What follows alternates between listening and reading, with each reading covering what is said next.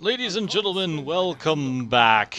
Once again, long hiatus between episodes. My apologies, especially to those who have been experiencing the story through me, as I know I have at least one, who was at least watching the story through my gameplay. I haven't gotten to Act 5 yet, so you're still missing a part of the story, especially since Reaper of Souls is out. We'll get there eventually, but here we are, confronting Belial. I'm sorry, the Emperor. The Emperor is what we're doing here.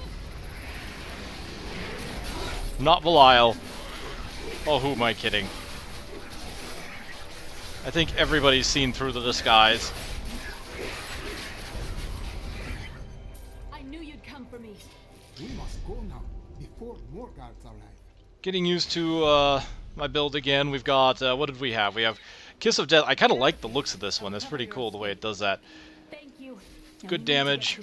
I'll explain why when we get Still there. using my Tollman's finger. Yeah, see, I gotta be careful about Kiss of Death here. Just because it's not... Akan gathered the most devout, driven, and martial Zakarum adherents. He taught them to channel the power of light in the same way that the newly founded paladins were being trained. But these recruits, these crusaders, were given insight into the primal powers of Zakarum in a way no paladin ever was. I want to make sure I go through that. I'm playing all through Crusader stuff in this playthrough, of course, because I haven't really sat down and listened to all of them. And it is new content for the sake of this playthrough. We must destroy their summoning construct. But I gotta be very careful with this Kiss of Death because it's not... It's not full range like it used to be, right? Because it originates from me, so it doesn't just drop down. And I'm enjoying my giant zombie dog here. Do I have... Yeah, I have Zombie Handler and Fierce Loyalty to improve his damage even further. Yes. This is what happens when you don't play a character for a while. You kind of forget what he's got, why he's using it. From Chaldean once. Fair as the sun comes down. Then why every sun must set. Every sun must indeed set.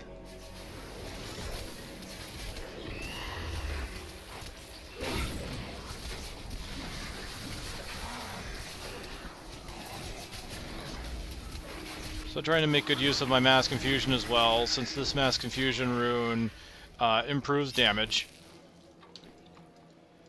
So very nice to use. To get a nice Shudder Burst.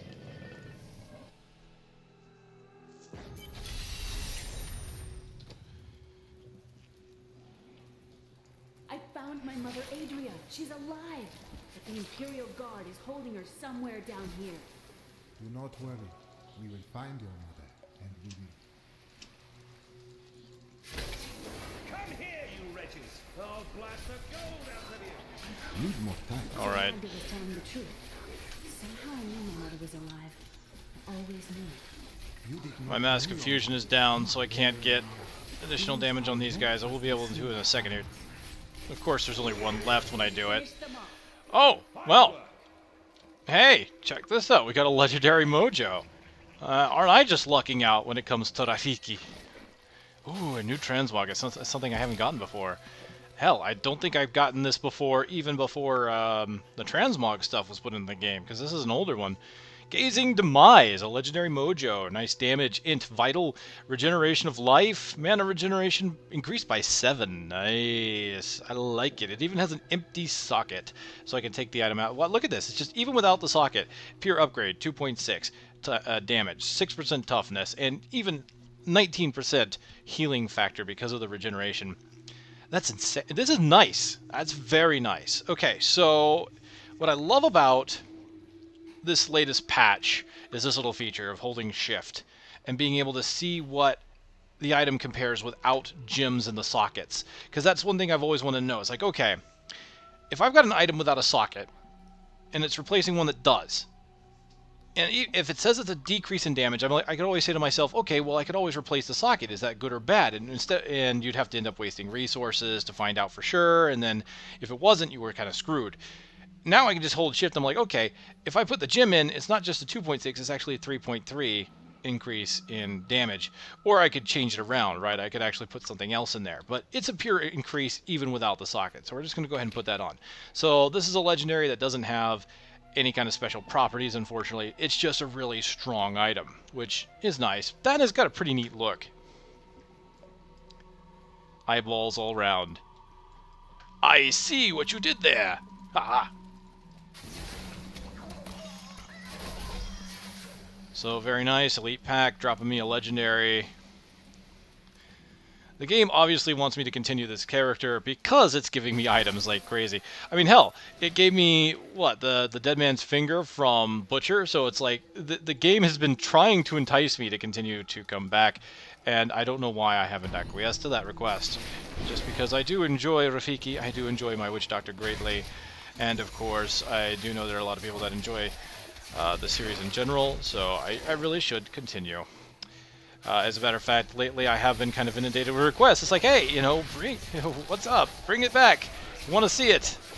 Now I am slowing down the Crusader playthrough, as you may have noticed as well, as I want to focus more on Rafiki here for now, especially since I want to get to Act 5, and that's going to be the content I really want to push. For anyone that hasn't seen it. So I will be getting back to the Crusader, because I am enjoying the Crusader immensely as well. But for now, it's going to, when I sit down to do this kind of playthrough, for now, it's going to mostly be one of two things. It's going to be the hardcore series, which I stream, or it's going to be the Witch Doctor Rafiki, until we can get through to Act 5. Just because I don't really want to double up on that content, because while I'm on the Crusader, I usually record his lines just to kind of see how his voice acting is a little different to, say, the Witch Doctors.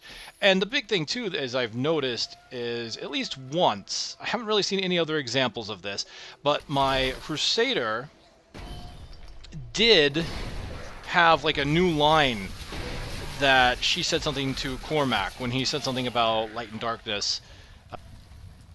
Adria should be up here. This is the first time a girl's ever asked me to meet her mother. I like that one.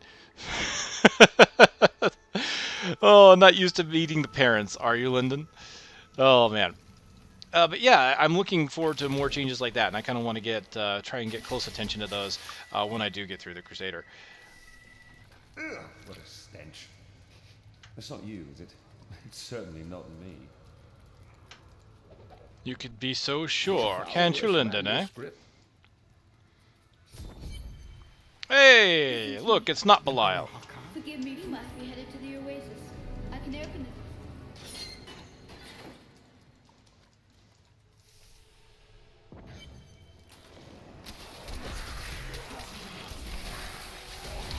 You know, seriously, that disguise is terrible. You know, it's like he's supposed to be the master of lies and stuff like that, and it's funny because, like, just like Asmodan's supposed to be a great general tactician, but what does he do? He basically sits there and taunts you the entire time.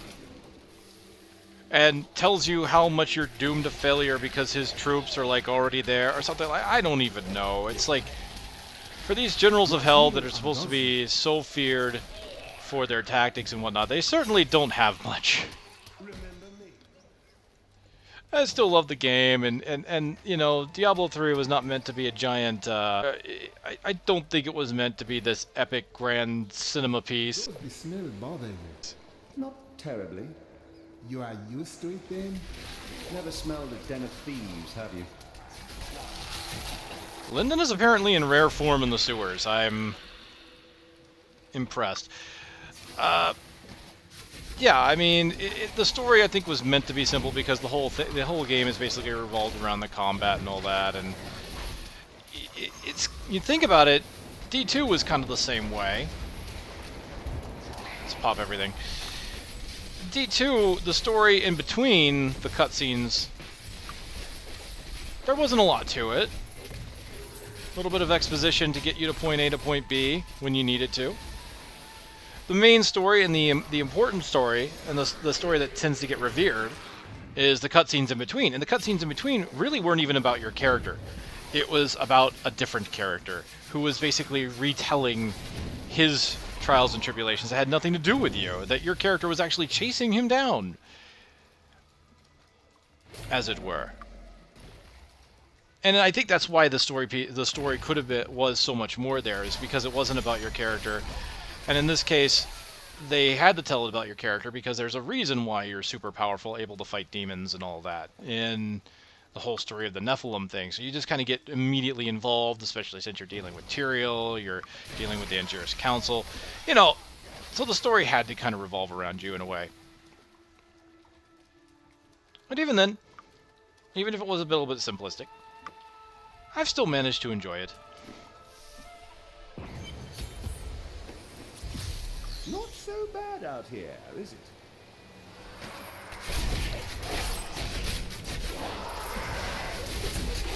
Either I haven't paid that much attention to Lyndon when I've gone through the sewers before, or he is just really in rare form today, because even now, we leave the sewers and he makes another quip.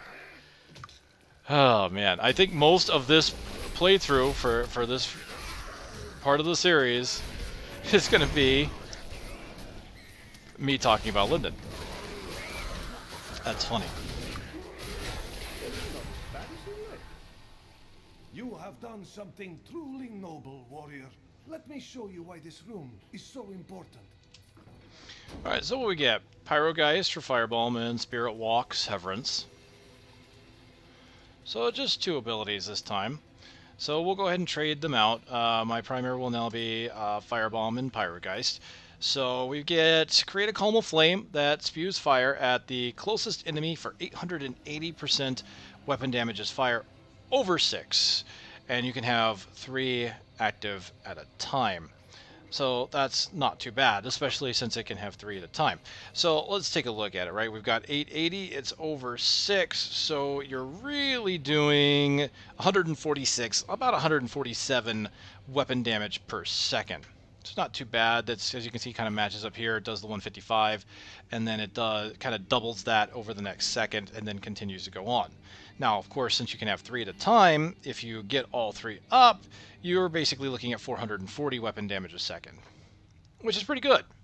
440 a second, we can see here that you've got 300 just on my cloud, so it's actually more than my cloud, but of course, this does 396 over 3, so you've got that. It's definitely a lot of damage, but you have to get all 3 up. And you don't have direct control over where it spews them to, so there is a downside there. Alright, we've got Spirit Walk as our defensive. And I'm thinking of what to replace it with. I'm thinking I'll get rid of Mass Confusion. I've liked it, but I like having the damage of the Cloud and the Locust Swarm. So let's get myself a defensive ability, and it's on the mouse. It's on mouse 3, which is where I usually keep a lot of my movement and defensive stuff. So we'll go ahead and go to defensive and Spirit Walk. So this is the perfect location for it. So Severance is damage enemies as you walk through in spirit form for 255 weapon damage as physical every second for 2 seconds. So you're looking at if you do it, if you hit them once a second, that's 450. That's a good amount of damage, really. You're usually not going to be using it offensively, so you're probably going to walk through them to get past them, but that's pretty nice. If you get stuck, you need to get through a bunch of enemies, you're also doing damage when you're running past them, giving them their severance package, if you will, because of the name of the rune. Yes, I've got references. I've got jokes. I did not know what to do. Innocents hiding in the shadows. I've seen this before. I am not the warrior my father was. Take whatever you want from his chests. Well, I have done so. Thank you. It is appreciated. Alright, so there we go. We've got the Pyrogeists up, and you can see they're sitting there pouring out a bunch of damage. Doing a good amount of damage, actually. So if I were to get... Is that fire-based? Yeah, it is. So if I got some fire damage...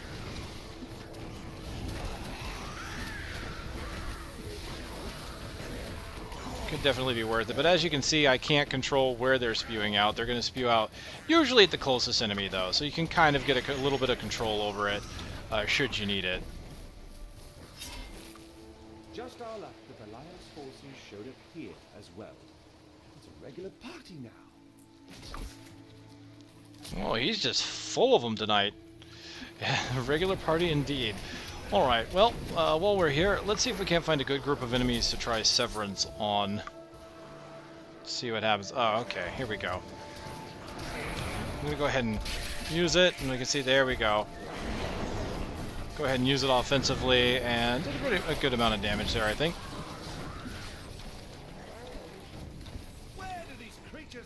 I love this Fetish army counter that's on the UI now. Especially useful when you've got certain legendaries, certain items to make sure that you're always got an army up. I never doubted us for a moment. Not bad. It's pretty much just a damage source. It doesn't really knock back. I don't believe it says it does anyway. Yeah, it doesn't. So no real knockback. It's pretty much just there for you to kind of go past, do a little bit of damage as you will. Yikes, getting cornered with a little bit of frozen balls. Enemy getting right on top of me. It's a pretty good test of skills. Oh dear, yeah, get out of that. Making sure to go through a few monsters as I run, as long as I can still escape.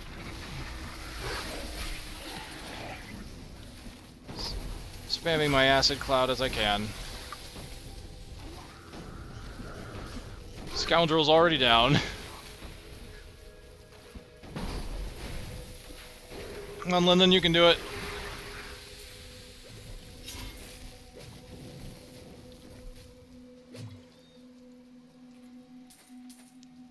Whew. Nice fight. Perhaps I will find Zoltan Kul's head in here. Oh, right, yes, that's all we need around here. More empty skulls. I think I resent that comment.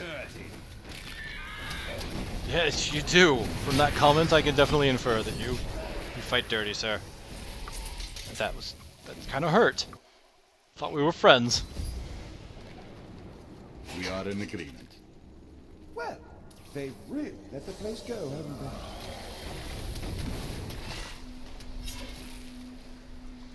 Oh, it looks like we've got a chance at the Liquid Rainbow.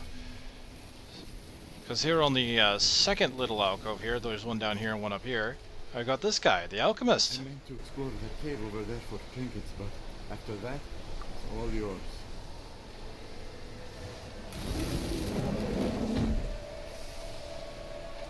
Before you go, might you be interested in some of my previous acquisitions? A staff. Minor increase in damage, but not worth it.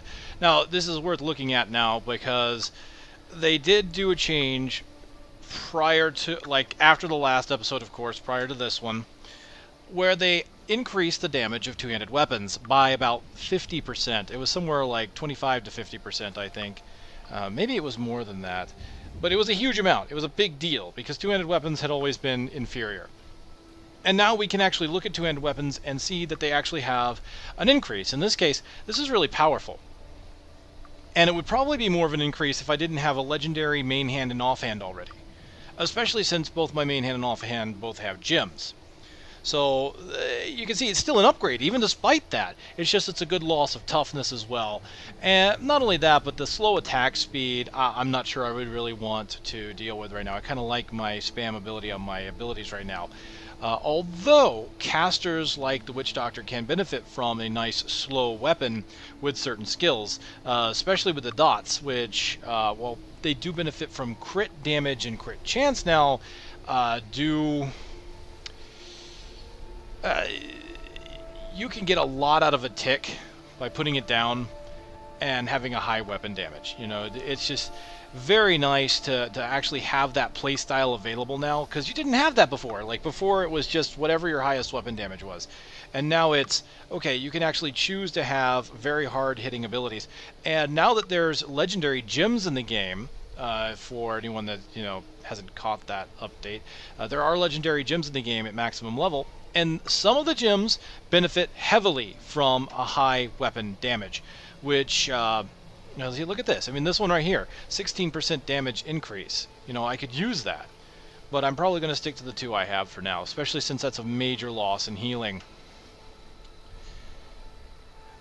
But some of the legendary gems do a percentage of weapon damage, and some of them are very slow about it, like one in particular, the Smite. That Smite damage hits really hard for like 2,000 weapon damage or something like that, and it got something, I don't believe it has an internal cooldown, but I don't think it procs terribly often in to begin with. I can't say for sure, honestly. Actually, I think it has a pretty good proc rate. But the more weapon damage you have, obviously the harder that one hit's going to be. And then when you upgrade it to level 25, it does it every 5 seconds. Which you can imagine is a lot of damage when you've got it, when you've got a very high-end two-handed weapon.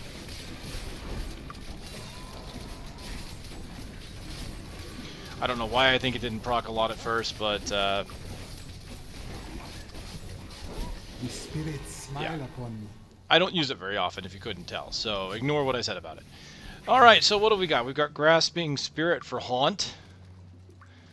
And we've got Big Stinker for Gargantuan. Now, I don't want to get rid of my zombie dogs. So, we're going to have to see how this goes. Since I've got Haunt, I'm going to replace my other dot, which is Locust Swarm. I kind of hate to do that, because I really like Locust Swarm. But, we've got Haunt. Haunt, thankfully getting a major mana cost reduction. I don't recall if I've covered that with this character, but the mana cost has gone way down. Haunt used to be, and I've talked about that before, I've talked about it on this series before, where Haunt was a great source of damage, but the mana cost made it very hard to use, especially as a secondary. In this category, you really want stuff you can use frequently, and if not, it's going to want to hit hard. Now it hits hard, and it doesn't have a lot of mana cost.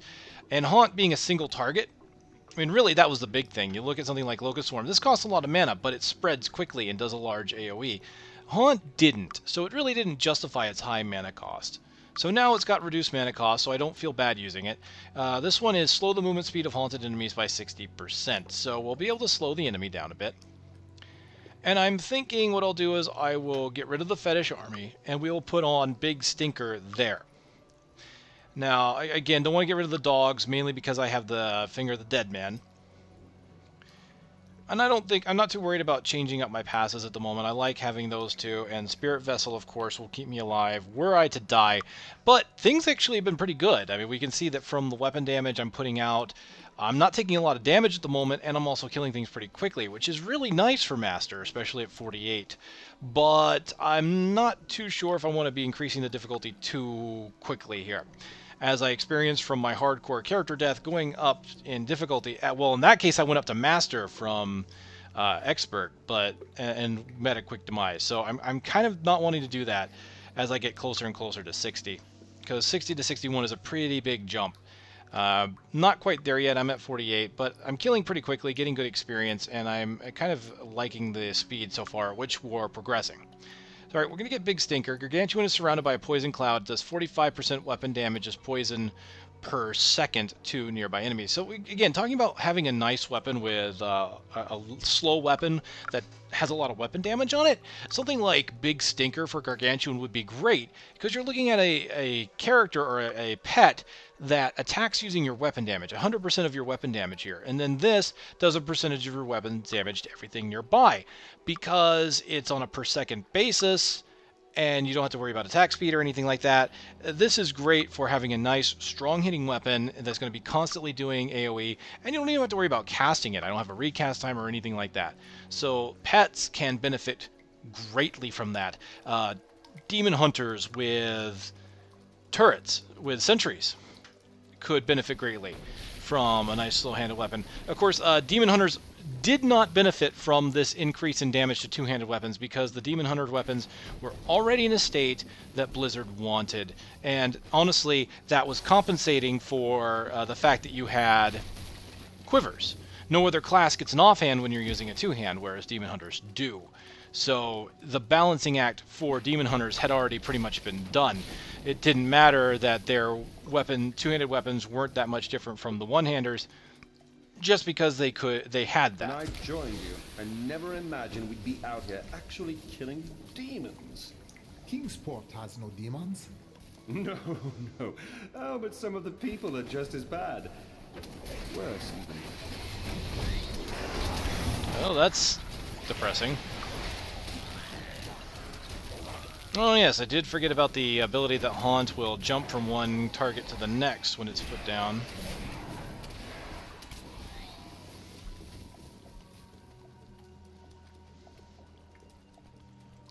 It is quite nice to have. Let's see if I can't get it on a few of these guys. And summon up my Gargantuan, so we can see there he is. Big Gargantuan with a nice green gas cloud underneath him.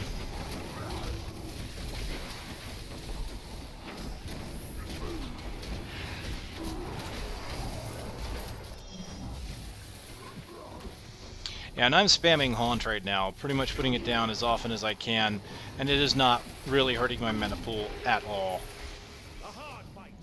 I'm going to go with you. We should bring Cool's head with us. Maybe he'll have something useful to say. I'll put him in your bag.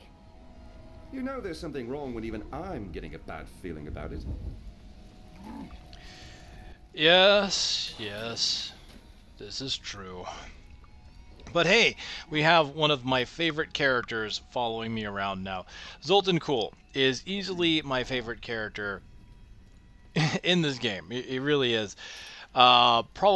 It's kind of probably a toss-up between him and Shin. I just really like the whimsical nature of Covetous Shin. I kind of like them each for their own reasons.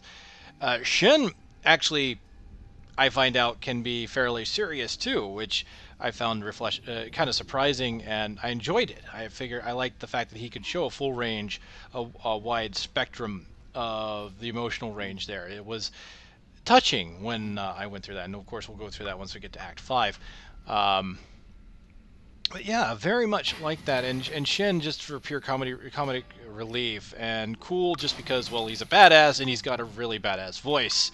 I don't think there's any other reason that I need to have for liking him, other than I kind of wish they would have gone through with their old plans that they had for the game. Apparently there was going to be like a choice you could make that would allow you to get a good ending and a bad ending from a choice that you made by either helping or deciding to go against Zoltun Cool. And so that would have been really cool, but again, the thing about that is that it could have caused problems with continuity and going with expansions, right? Because when you think about it, when they've done something where they offer different endings in their games, Blizzard has sometimes had to retcon one of the endings, and they would have to pick one to be canon. So you always had that issue.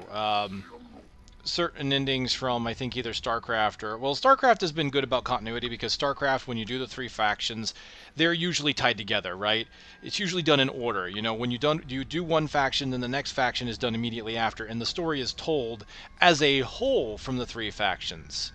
When it came to Warcraft, I believe, in Warcraft 2, you had different endings based on which campaign you played, either the orcs or the humans. Warcraft 3, they took the StarCraft approach and said, okay, there's different factions, you play them in order, and and by playing them in order, you see the entire story. So there really wasn't a continuity break or shift. But I do believe it was there in Warcraft 2. Alright, and what I'm doing here is just kind of putting gems, getting my gems all squared away, and I'm going to give Lyndon here a few... Why am I giving him rubies? I want to give him dex. Actually, his weapon would benefit more from a ruby. I gave him an upgrade. I found this bow down the line, so he's got that. And then other than that, I will give him a dex item in his ring. He needs another ring, so I'll need to find one here eventually. So we'll put these away.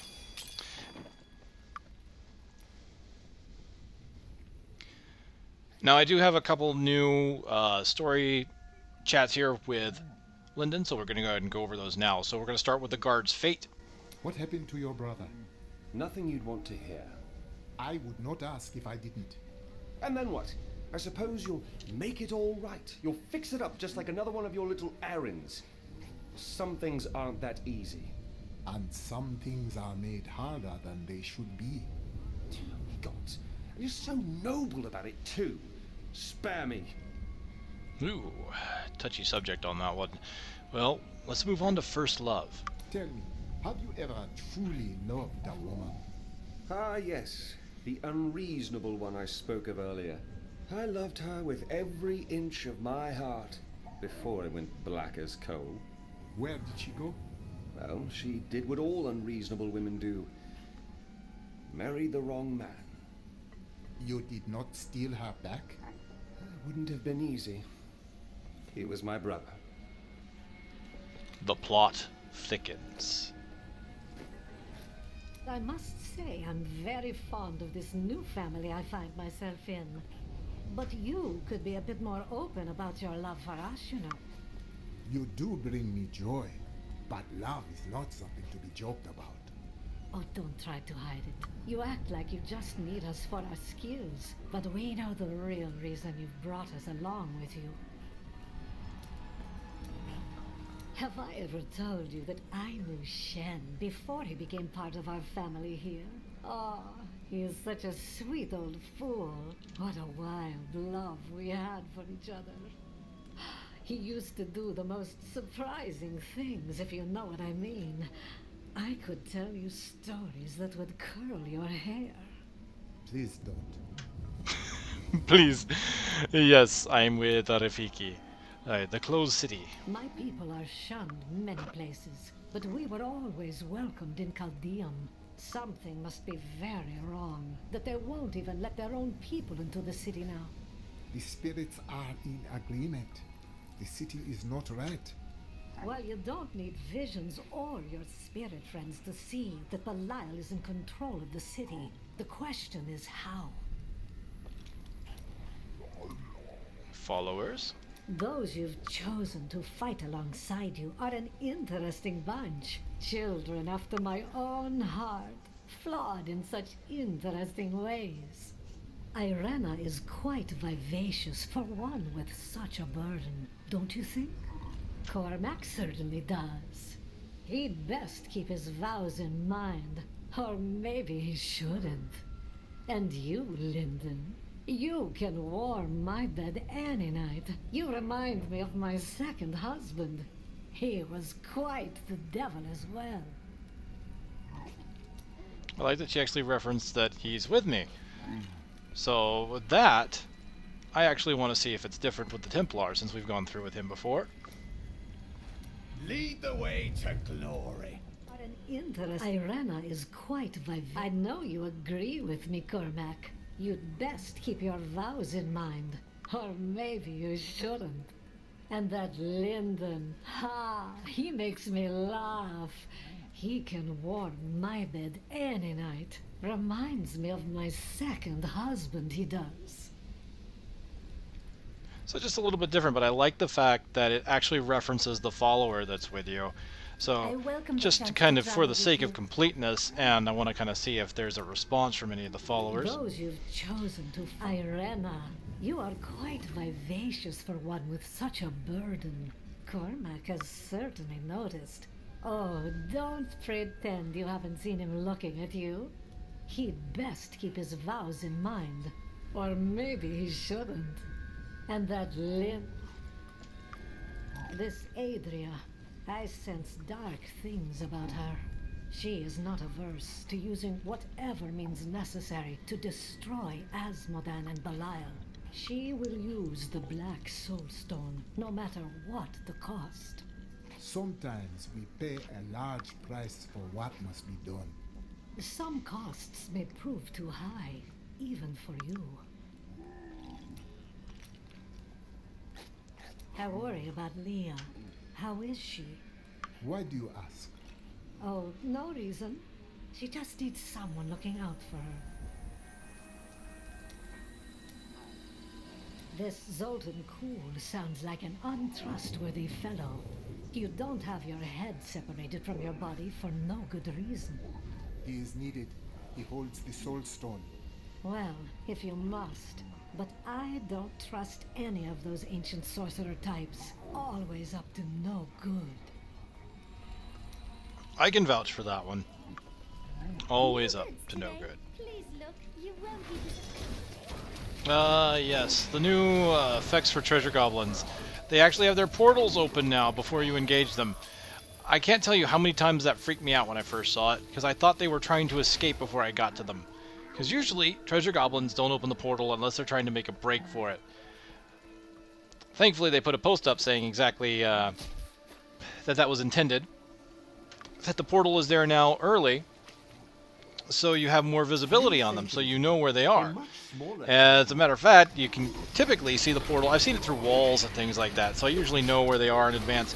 Also, if you look back, if you rewind a bit, if you want to double check it, if you haven't seen it before, you can actually see that there's a little icon on the mini-map for treasure goblins now, so you always know where they are. So if you lose them in a sea of monsters, you can see if they've kind of run past you or not, which I certainly am in agreement with that change. You know, I have to admit, coming through this act a few times, I've always wondered the point of this whole area here. It's kind of cool. It's a big water feature. It shows, I guess, was just kind of a hydroelectric thing going on here. I mean, for what you... So it's kind of nice. But it's this big thing kind of in the middle here. It doesn't really do much other than that. I mean, you've got breakable gears and stuff. I guess I shouldn't wonder, because it's just nice to have a kind of a spot that's a little bit different from all the others. But at the same time, if something this unique, it would be kind of cool if it had some kind of maybe side quest or something. Since side quests after Act 1 tend to get fewer and fewer until you get to Act 5. Act 5, honestly, when the expansion came out and I tried out Act 5, I was in love. Because Act 5 just, to me, brought back this memory of Act 1 that I loved so much. I loved Act 1 because there are a lot of little sub-random areas, and some of them pretty darn rare. And Act 5 kind of pulled that off. There's a lot of little areas with a lot of little story to them that kind of add to the overall story of the game as a whole, or at least building the world, right? World building is not something to take lightly, because that's something that's there to kind of immerse you in the game and allow you to learn more about the background and what's going on aside from your character. You remind me of your uncle. Maybe, but they've got to have books on the Black Soul Stone in Asmodee. Something will help me understand his themes. Well, that was nearly bad. Those little suicider guys. I didn't actually die. I didn't pop my passive. I went ahead and used my Spirit Walk myself. So, oh dear.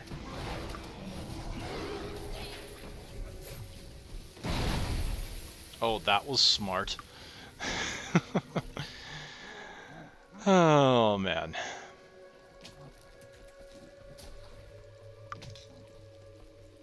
I sense a trap. Bad idea. Very bad idea.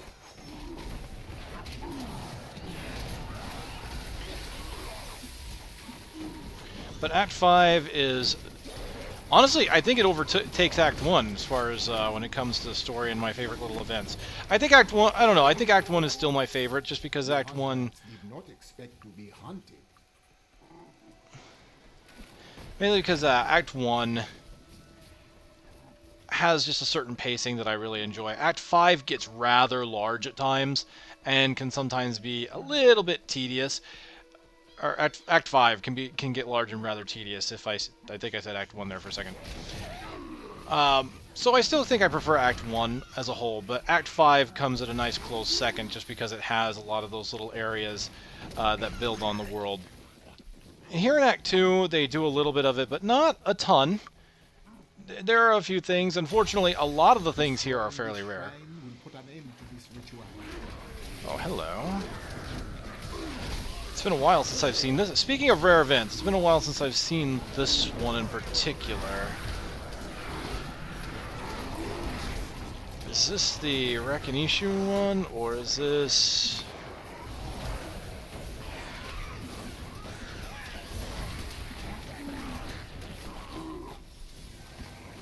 Yeah, the Avatar of Rakinishu.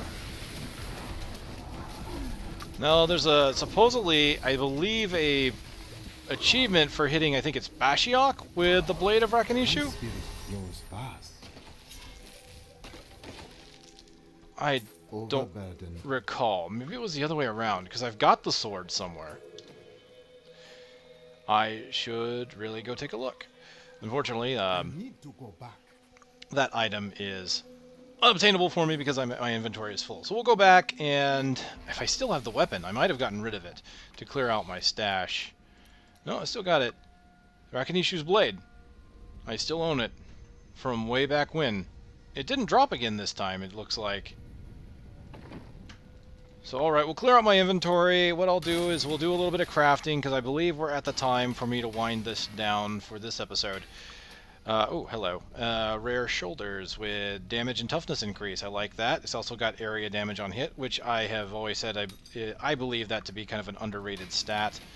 It's very nice to do, especially if you're doing an AoE build. It procs off itself, or not off itself, but it procs off each enemy hit, which can really increase your area of effect damage. A little bit. Corpse spiders I'm not using, so no.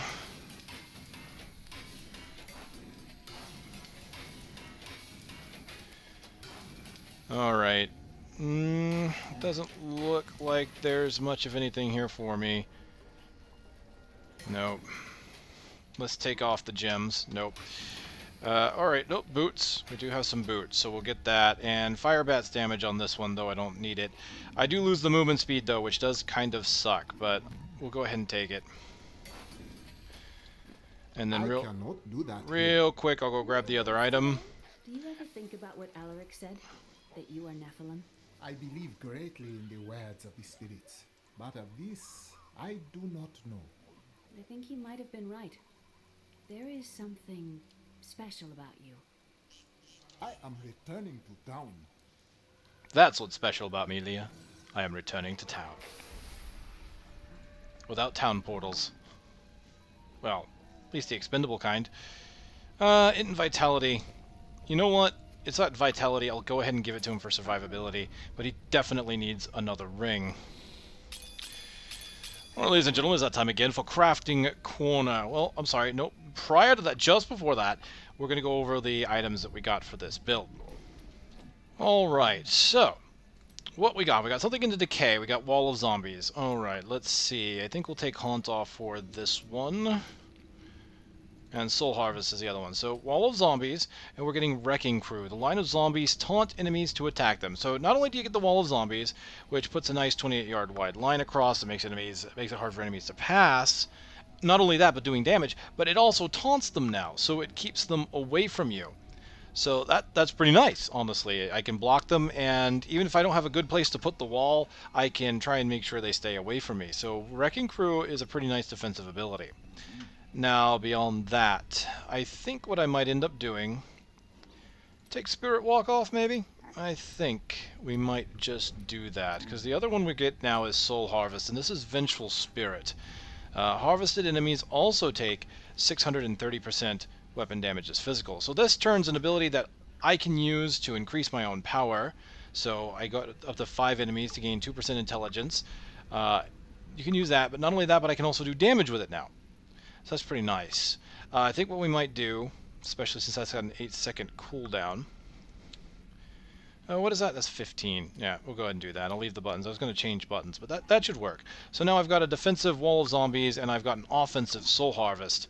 So that's pretty nice. Also, when I use Soul Harvest, it should increase the damage of my pets in general. So now I've got quite a bit of pets now.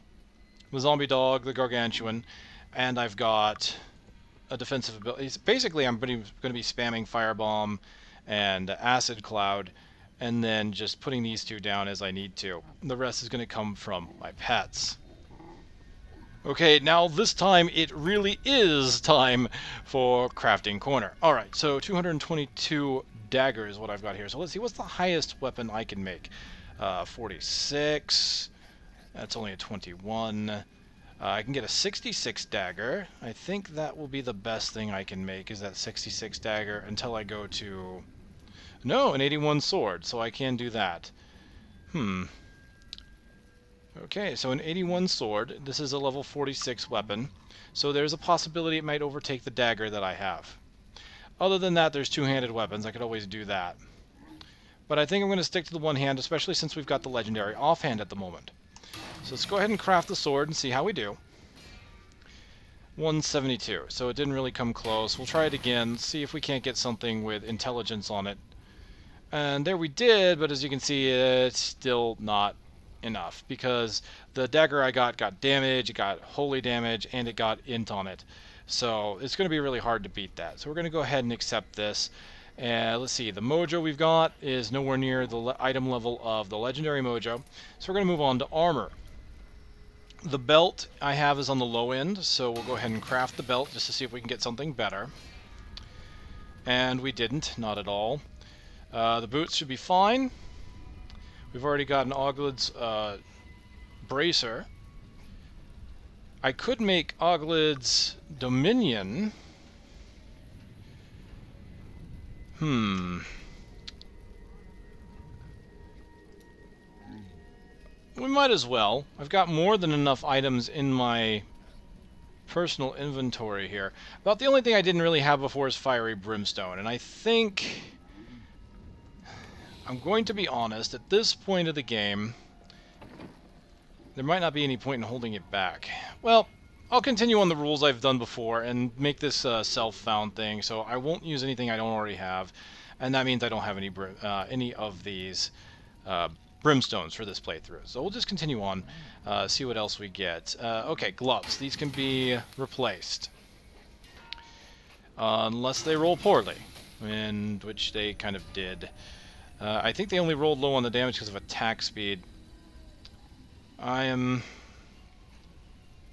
well, that's failed. You know what? I guess I don't need that. We're going to move on. Don't need a better one there. We're good there, I think. Quite honestly, it's looking like there's not much we really need to craft. I can maybe make a 41 clasp, but I already have a 41 clasp. So, yeah, looks like this is a rather dull crafting corner. Really nothing here to make. So, alright. And that means we're moving on. So, nothing here to craft. I've got some pretty good items already. I'm liking the way it's going. Let's go ahead and take a look, because I did change my shoulders here. Witch Doctor shoulders are rather interesting. But just like monks, I feel like Witch Doctor's shoulders are like super huge and kind of a little off compared to a lot of the sets that don't include the shoulders. So I don't know how I feel about both monk and Witch Doctor shoulders. They seem like they're a little over large, maybe. And since they're really not, they're kind of more on the arms than the shoulder per se. I don't know. Anyway. Here we are. This is Rafiki as he is. Honestly, I really love the way the main hand offhand worked out. And this build looks like it'll be interesting. So, really, the only change here is going to be the wall zombies. I'll go ahead and put that up there as you can see it. And, of course, we have the Vengeful Spirit and Soul Harvest. So, we'll do more with this build, of course, in the next playthrough. So, we'll get to level 49 at the beginning of the next segment. So, ladies and gentlemen, I want to thank you very much for following along. And I will see you next time.